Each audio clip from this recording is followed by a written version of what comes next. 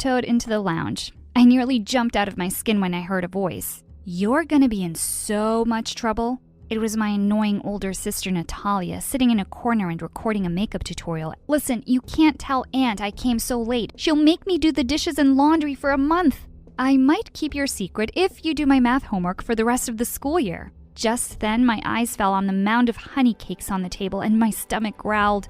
"Don't even think about touching these. Aunt wants to sell them at the farmer's market. We came to live with our miserable Aunt Ursula after our parents passed away in an accident a few years ago, and she treated us like we were her servants." I was really hungry, so I just grabbed one and popped the whole thing into my mouth. Just then, my aunt suddenly showed up and yelled, "That's it! I'm sick of breaking my back looking after you girls. I'm sending you off to foster care." We looked at her in horror. Going to foster care meant we'd be sent off to different families. As Aunt stormed off and we heard her making a call, I got a flying shoe on my head. Ow! Oh, I forgot to tell you about my third sister, Tanya. The sleepyhead had been snoring in front of the fireplace, but she was wide awake now and glaring at me. "This is all your fault, Marina. Go tell her you're sorry. I'm not living away from you guys." Natalia and I ran to hug her, and I promised I'd make everything okay. Just then, we heard loud knocking on the door. Aunt came waddling out to open it, and she let out a loud gasp. Standing in the doorway was a huge man with a beard. His voice boomed in the small room. "Did you really think you could send them off and keep taking the money I give you for their care and I wouldn't even know? Girls, pack your things. You're coming with me." "Hi, my name is Marina, and I'm from Russia."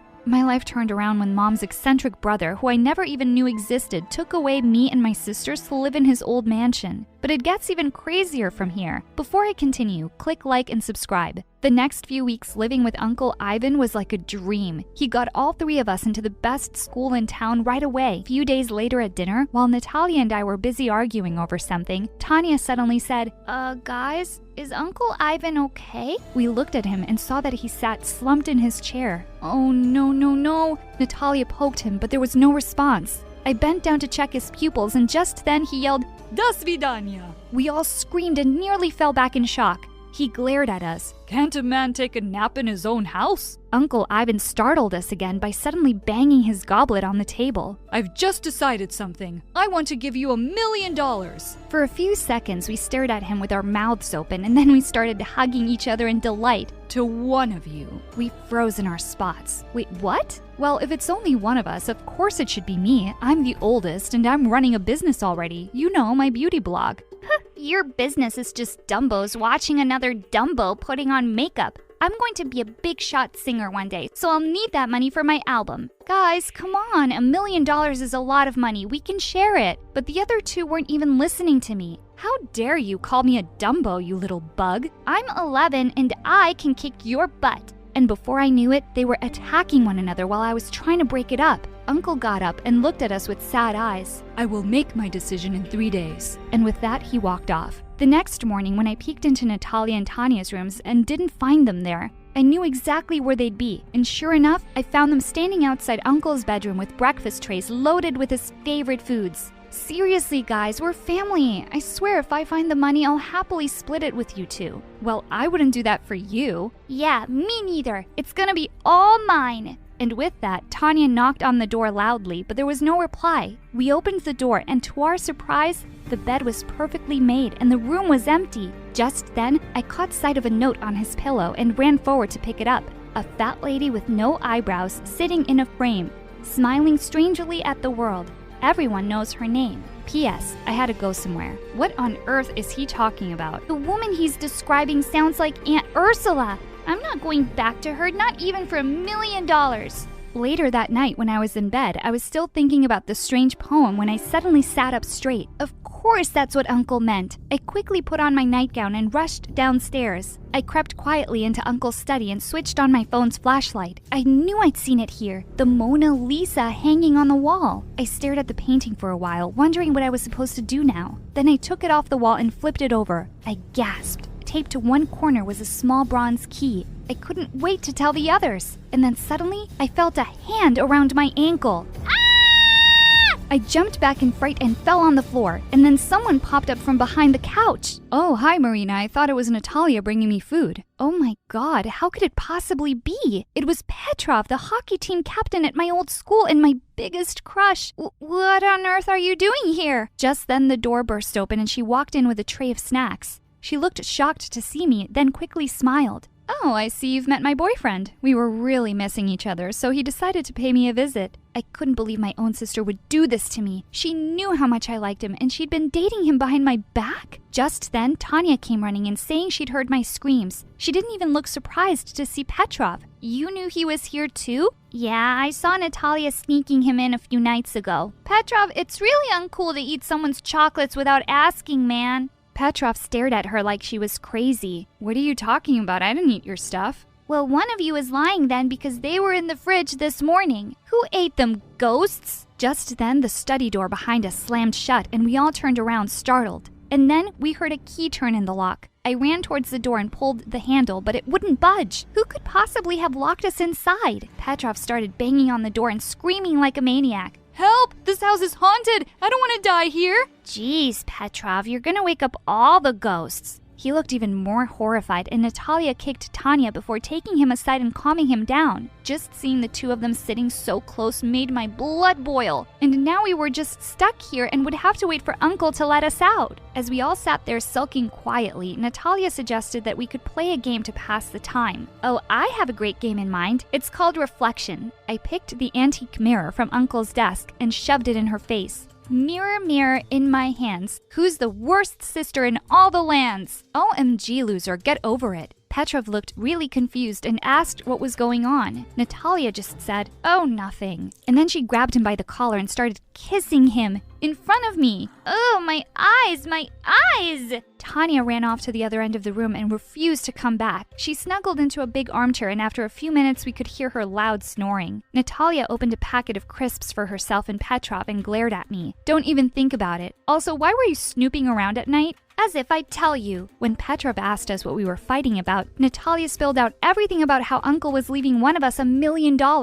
If you're keeping any secrets from me, Marina, I'll find out. Come on, babe, I'm so tired. And with that, she took Petrov's hands and they both snuggled onto the couch. I put my fingers in my ears to stop hearing their kissing and giggling sounds. This was just the worst night ever. Finally, after ages, it seemed like they'd fallen asleep. I was still wide awake and my stomach rumbled loudly. A few minutes later, someone shook me by the shoulder. I turned around to see it was Petrov, and he'd brought me some food. We stayed up for hours talking, and I was having the best time. You know something, Marina? I think you're the smartest, and you'll win the money. His face was really close to mine, and he was leaning in to kiss me. Just then, we heard Natalia stir, and he quickly ran off to her. A little while later, I crawled over to the Mona Lisa painting on the floor and found a key on the back. I clutched it tight and fell asleep. I woke up the next morning, and to my shock, the door was unlocked and wide open. I woke the others up, and everyone was so excited we were free. Just as I was walking out, I heard Natalia say, "Hey, why is this painting on the floor?" "Oh, I saw Marina take it off last night. There was something behind it." And before I knew it, Natalia had jumped across the room and pinned me to the ground. "Tell me what you found, you witch!" I tried to push her off me, but she was crazy strong. As we wrestled on the floor, the key slipped out of my hands and Tanya ran to pick it up. "Both of you, shut up!" As we sat panting and staring daggers at one another, Tanya said that there was something written on the key. Together in Paris. We had no idea what that was about and decided we'd come back from school and figure it out together. I went to Uncle's room and slipped the key into a drawer. During the first recess, I snuck out of the school and went back home as fast as I could. I crept into Uncle's room and headed straight for the drawer, to find it empty.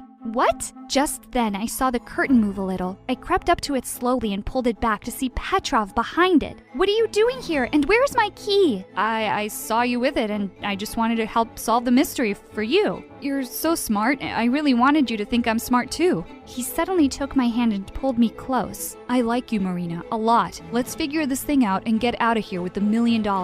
We could go anywhere, just you and me." Just as he was about to pull me in for a kiss, I pushed him away. "Seriously? You were just making out with my sister this morning. You're such a cheater, and I'm no idiot. Give me the key, Petrov, now! Suddenly, Petrov pushed me aside and made a dash towards the door. He bumped into a small table and knocked everything over. I jumped towards him and managed to tackle him to the ground. The small key flew out of his hand and went skidding across the floor and landed at Natalia's feet. She looked livid. Oh, so you were going to just take my money and run off with my sister? He crawled up to her on his knees. Don't be silly, babe. I didn't mean a word of that. I was just doing this for the two of us. You mean the three of us? Tanya and I stared at her in shock, except Petrov, who just looked stupidly confused. It's not some riddle, idiot. I'm pregnant and you're going to be a daddy. He stared up at her in horror for a second, then ran out of the room screaming. We heard the huge main door slam shut. I ran to Natalia and hugged her. I had no idea. Petrov's such a jerk.